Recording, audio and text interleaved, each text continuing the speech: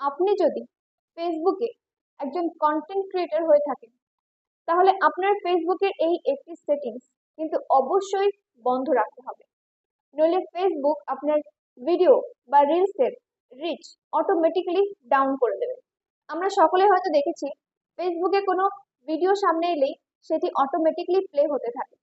আপনার ভিডিও যদি আপনি আপলোড করার পর বারবার দেখেন অথবা অটো প্লে হয়, তাহলে ফেসবুক ভাববে আপনি নিজেই নিজের ভিডিও দেখে ভিউজ বাড়ানোর চেষ্টা করছেন। তখন ফেসবুক আপনার ভিডিওর রিচ অটোমেটিকলি ডাউন করে দেবে। তাই আপনার সাথে যেন এই ঘটনা না ঘটে, তাই ফেসবুকের এই একটি সেটিংস এখনই বন্ধ রাখুন। সো প্রথমেই চলে যাব ফেসবুকের অফিসিয়াল অ্যাপে, তারপর উপরে যে 3 ডট আইকনটি আছে সেখানে ক্লিক করব। তারপর এখানে যে সেটিংস আইকন আছে সেখানে ক্লিক করব। তারপর নিচে স্ক্রল করে চলে যাব মিডিয়া বলে অপশনটিতে, সেখানে ক্লিক করব। তারপর দেখুন এখানে অনেকগুলো অপশন আছে। আমার এখানে নেভার অটোপ্লে ভিডিওজের অপশনটি অনই করা আছে। আপনাদের এটা যদি অন না থাকে তাহলে এটি অবশ্যই অন করে দেবেন।